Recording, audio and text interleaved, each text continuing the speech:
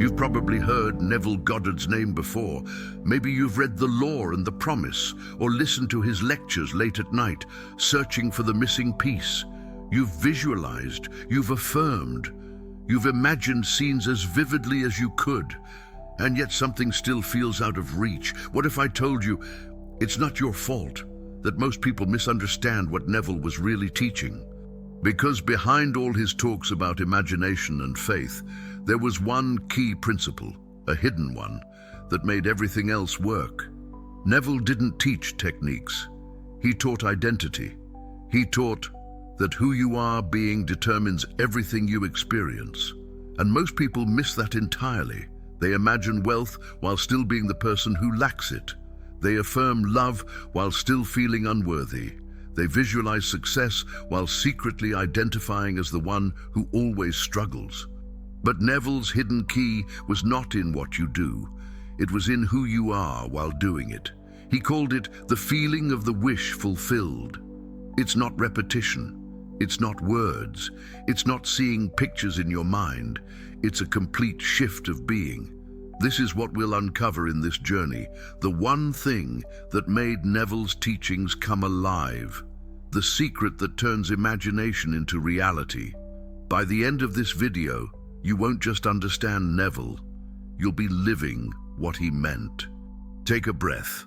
Let go of everything you think you know about manifestation and prepare to see what Neville was really pointing to. Not a method, but a state. The one that makes the impossible inevitable. You've probably tried it all. Affirmations, scripting, vision boards, meditations. You've repeated phrases until the words lost their meaning. You've imagined scenes again and again, hoping this time it would finally click. But Neville said something that most people ignore. You can perform the act perfectly and still fail. That's the illusion. You believe the technique itself carries the power, but it doesn't. Because the creative power was never in the method, it was always in the state behind it. Think about it. When you affirm, "I am wealthy," but still feel poor, which one is true for you in that moment? The mind says the words, but the heart whispers the opposite. And the universe responds not to the words you say, but to the state you occupy. Neville said, change your conception of yourself, and you will automatically change the world in which you live.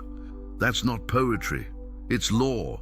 It means reality is a mirror reflecting the version of you that's most alive in consciousness right now. So if you imagine with effort, trying to convince yourself, you're still operating from lack. You're still trying to get somewhere instead of being there already.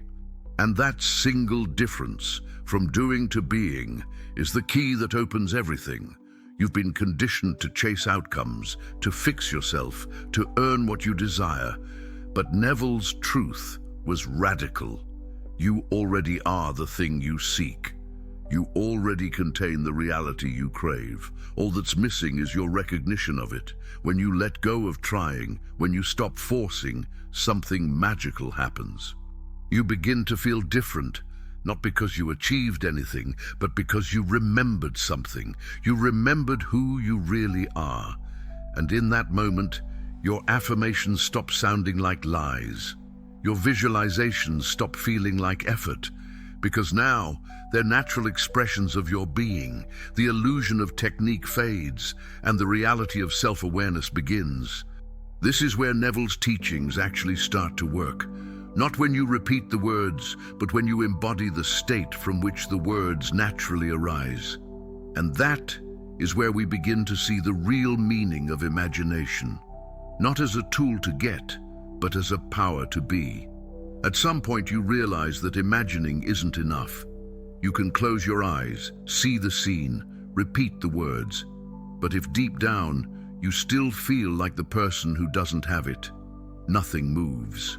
That's the moment when most people give up. They think the law failed them. They think they're not doing it right.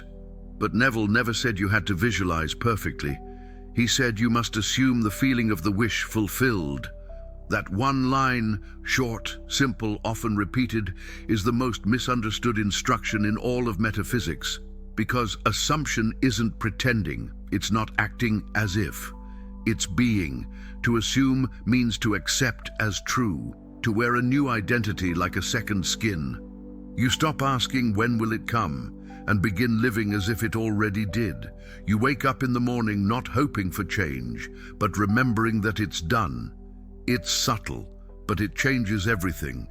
Because once you step into that new state, the old one has no power over you. You stop checking for results.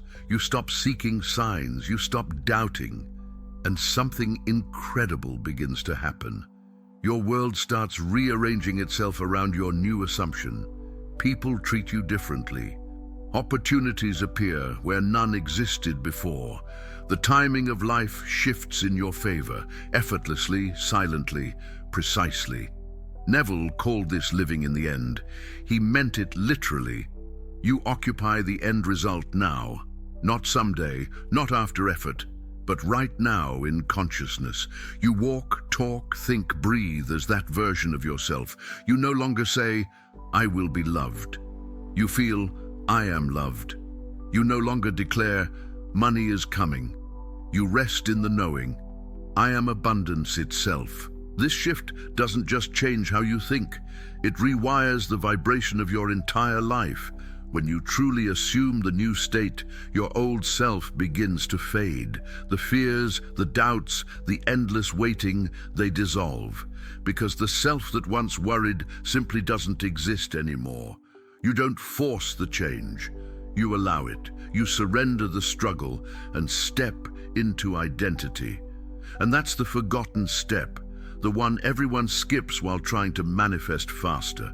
You stop trying to make it happen and start being the one for whom it's already done. That's when the law starts working for you, not because you mastered a technique, but because you finally mastered your state. Everything you experience begins with a state of consciousness, not an action, not a thought, a state. It's invisible, but it's the only real cause behind everything you see. You don't attract what you want, you attract what you are. That's why Neville said, you are already that which you want to be. You need only awaken to it. He didn't mean it as a metaphor. He meant that every version of you already exists, in consciousness, right now. And when you shift your inner state, you tune yourself to the frequency of that version. It's like a radio. You can't hear a new station while tuned to the wrong signal. You have to change the frequency, not by fighting the static, but by simply turning the dial. Consciousness works the same way. When you embody the state of being loved, life begins to mirror that love. When you occupy the state of abundance, money finds its way to you in unexpected ways. When you step into the state of peace, even chaos starts to bow before you. It's never the outside that changes first.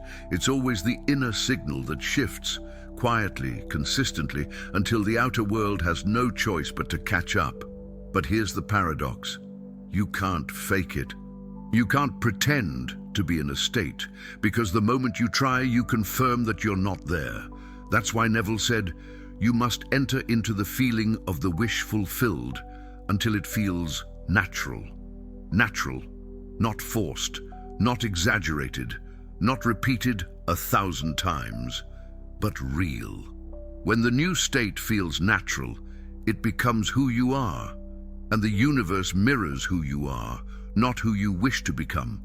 Look at your life right now. Every pattern, every situation, every emotion, it's all evidence of a state you've been occupying.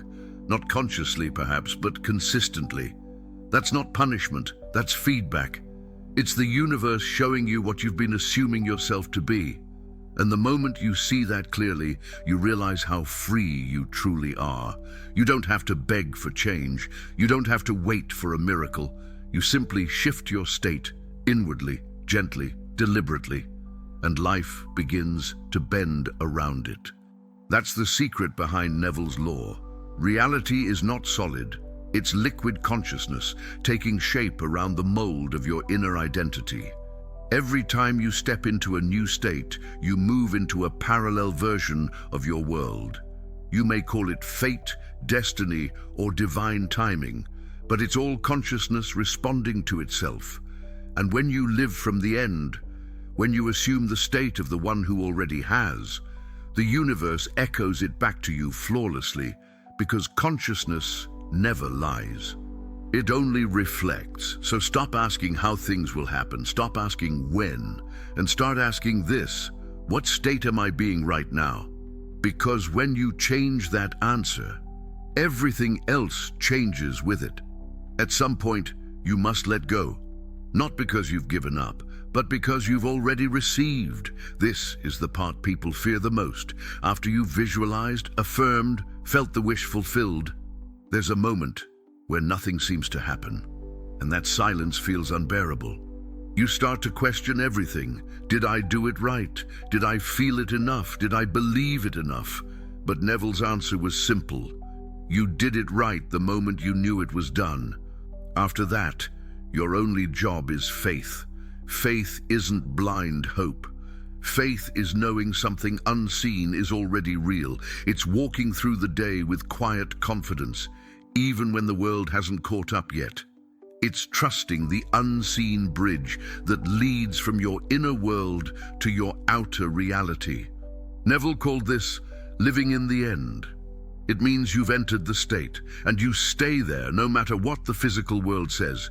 You rest, knowing the seed is already planted. You don't dig it up to see if it's growing. You water it with belief. You protect it with peace. Most people never reach this stage because they're addicted to checking for results. They plant a seed, then panic when the ground looks empty. But that's how faith dies, through impatience. The soil of the unseen must stay undisturbed. Faith isn't loud. It doesn't need proof. It doesn't chase signs. It simply knows. And that knowing transforms you. Because once you truly believe that your desire is already yours, you stop searching for evidence. Your reactions change. Your tone changes. Your energy becomes calm, steady, magnetic. That's when the bridge of incidents begins to unfold. Life starts moving pieces you could never plan. Someone calls you out of the blue. An opportunity appears that seems too perfect to be coincidence. But it's not coincidence, it's law. Faith is the quiet surrender that activates movement. It's the signal that tells the universe, I'm already there. You no longer need to manipulate or control. You don't need to affirm frantically or visualize endlessly. You've already stepped into the new reality. So you wait, not in anxiety, but in stillness, because deep down, you know the unseen is already solidifying into form. Neville said, faith is loyalty to the unseen reality. That's your true work, loyalty. Loyalty to the version of you that already has it. Loyalty to the invisible fact that it's done. And when you hold that loyalty, no matter what appearances show, you discover something miraculous. Detachment isn't cold, it's divine confidence. You're no longer moved by what you see because you've remembered what's true. The external world is just catching up, pixel by pixel, to the inner movie you've already finished watching. That's the beauty of faith. It doesn't beg for evidence, it becomes the evidence. And in that quiet, unwavering knowing, your world begins to bend to match your belief. This is the key that unlocks everything. Neville's entire teaching, every lecture, every story, every demonstration leads here. You must live from the end, not toward it. That one shift separates wishing from knowing, hoping from creating and seeking from being. It's the difference between trying to reach the mountaintop and realizing you're already standing on it. Most people live toward their desires. They see themselves as travelers on a long road, working, praying, and waiting for the day they finally arrive. But Neville's truth was shocking. You never arrive because you were already there the moment you desired it. Desire isn't a sign of absence. It's a signal of presence. It means that what you want already exists within you, calling you to remember. You don't chase it, you become it. To live from the end means to feel now what you once thought you'd feel later. To walk as though the prayer has already been answered. To speak as one who knows the law cannot fail. When you truly live from the end, your inner world becomes your only reference point. The opinions, the delays, the appearances, they lose their power over you. Because you're no longer reacting to the visible world. You're responding from the invisible one that already exists within. You begin to think differently. You speak differently. You walk into rooms with a quiet assurance that others can't explain. Because you no longer see yourself as becoming. You see yourself as being. And here's the mystery Neville understood. Once you live from the end, the outer world bends to catch up. It has no choice. Reality is a shadow that follows the state of consciousness holding the light. Change the light. The shadow moves automatically. That's why Neville said, "The end is where we begin." He meant that creation starts not with desire, but with fulfillment. Not with effort, but with embodiment. You no longer visualize to make something happen. You visualize because it's already happened. You no longer affirm to convince yourself. You affirm because you know. And when you know, truly know, something clicks. The struggle ends. The timeline collapses. The bridge of incidents unfolds without resistance. Things that once felt impossible start flowing effortlessly. Doors open. People appear. The rhythm of your life changes because you have changed. This is the hidden key everyone misses. It's not about what you do. It's about where you're doing it from. You can visualize every night, affirm every hour, meditate every morning. But if your inner state says, "I don't have it yet," then every act, no matter how spiritual, still comes from lack. But when you start from the end, from fulfillment, gratitude, completion, you align with the version of reality where it's already done, and that version becomes visible because consciousness has claimed it. Living from the end isn't pretending, it's remembering. It's remembering that every desire is a message from your higher self saying, "This is who you already are." So stop reaching, stop waiting, stop asking when. You're already living in the answer. You just have to see it, feel it, breathe it, right now. Because when you live from the end, the future dissolves into the present. The wish fulfilled becomes the truth you rest in. And the world mirrors that truth, beautifully, faithfully, without effort. You don't force it, you embody it. And everything else, every circumstance, every event, every person, simply adjusts to the new reality of you. By now you understand what Neville was really saying. He wasn't teaching imagination as a trick to get things. He was teaching awareness. As the creative power behind all things, you've been told your thoughts create reality. But Neville went deeper. Your state of consciousness creates reality. Everything else, your actions, your affirmations, your visualizations, they are expressions of that state, not the cause, the reflection. The secret everyone misses is not how to imagine, but who is imagining. That's the true hidden key. When you identify yourself as the one seeking, you'll keep seeking. When you identify yourself as the one who already has, everything begins to rearrange. You stop chasing and start allowing. You stop hoping and start remembering. Neville said, "Be still and know that you are God." He wasn't pointing to arrogance, he was pointing to authorship. The recognition that the same creative force that forms galaxies also shapes your daily life through consciousness. When you accept that, something inside you softens. You no longer need to prove anything, fix anything, or fight anything. You simply rest in the knowing that creation is finished. Every possibility exists right now. Your only task is selection, to choose the reality that feels like home and live from it. So tonight, don't try to manifest another thing. Don't force another visualization. Instead, close your eyes and feel the truth. You are already living in the end. You are already complete. You are already the one you've been searching for. Let that awareness sink in until it feels natural, until the idea of struggle feels foreign. Because once it does, everything you used to chase will begin to chase you.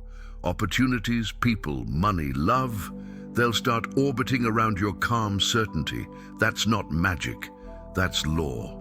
And if you remember only one thing from all of Neville's teachings, let it be this: you are not the beggar at the door of life. You are the dreamer and the dream, the cause and the effect, the seeker and the sought. So live from the end with quiet confidence. Walk through your world as one who knows. Speak from fulfillment, act from peace, and reality will echo your conviction with perfect fidelity, because the law never fails, it only reflects. And when you finally understand that, you'll stop searching for the secret, because you'll realize you were the secret all along.